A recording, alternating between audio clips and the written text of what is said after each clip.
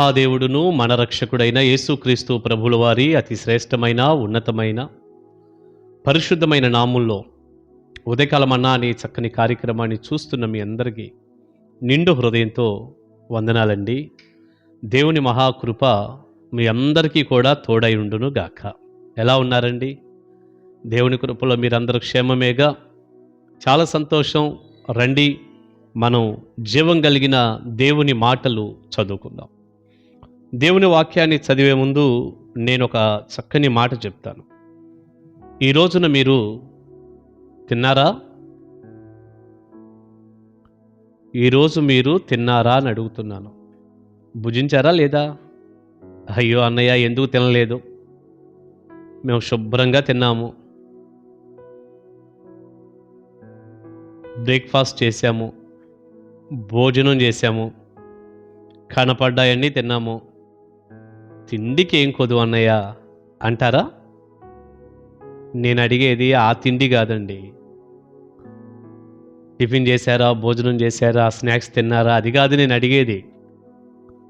దేవుని వాక్యాన్ని ఈ రోజున మీరు భుజించారా? అయ్యో అది ఎప్పుడో మర్చిపోయామన్నయ్య. దేవుని వాక్యం తినటమే మా జీవితంలో లేదు.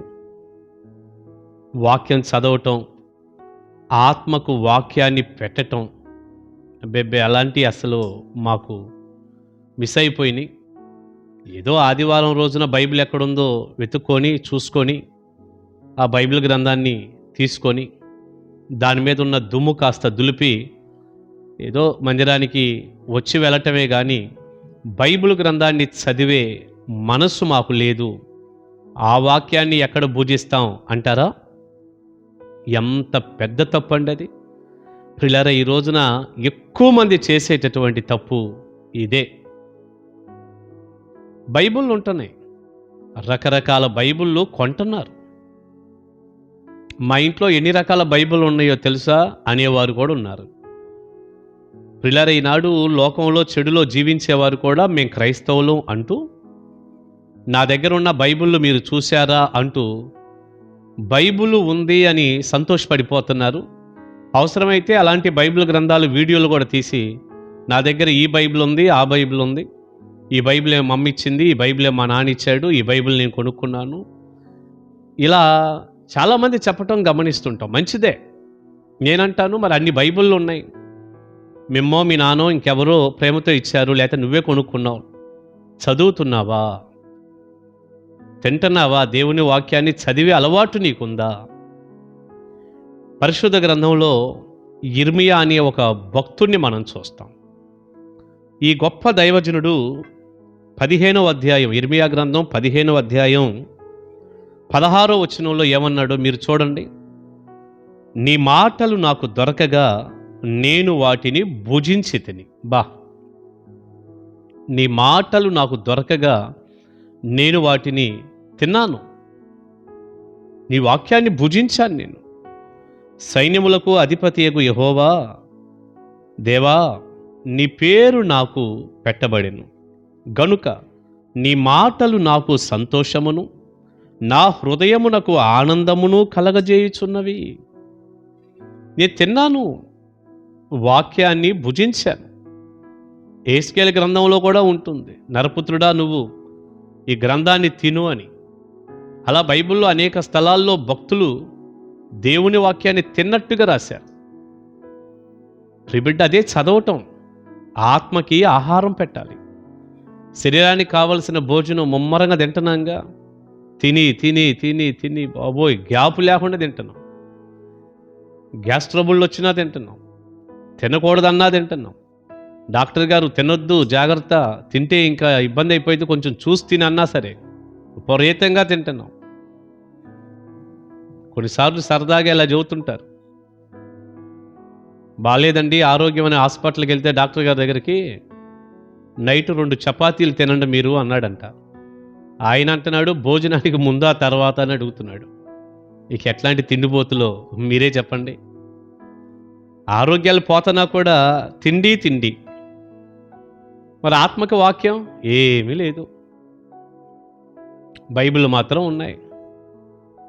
ఈనాడు పేపర్ చదవమనండి, ఈ దిక్కు నుంచి ఆ దిక్కు దాకా చదివేస్తారు. దేవుని వాక్యం దగ్గర కూర్చొని వాక్యాన్ని చదవకపోతే నీ ఆత్మ ఫలభరితంగా ఎలాగయ్యా ఉంటుంది? ఎంత విచారకరమైన విషయమో గదా ఇది. ఆశ్చర్యంగా కూడా ఉంది. నీ మాటలు నాకు దొరకగా నేను వాటిని భుజించాను. అంతటితో ఆకుండి దైవజనుడు అంటున్నాడు, అవి నాకు సంతోషాన్ని, నా హృదయానికి ఆనందాన్ని కలగజేశాయి అన్నాడు.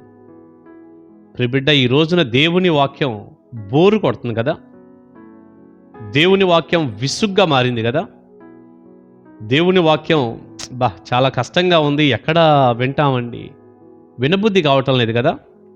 అందుకే చాలా ఆరాధనలు గంటన్నరే మనం వెళ్ళేలోపు అయిపోతానే ఉంటాయి అంతే. మనమేం గిరిగీసిన టయానికి పోం కదా, ఒక అరగంట 30 గంట తింటాం కదా టయాన్ని. వెళ్ళేసరికే సగం అయిపోద్ది, కూర్చునేలోపు ఇంకా కత్తి అయిపోయింది, చూసుకునేలోపు అయ్యేపోతుంది ఆరాధన.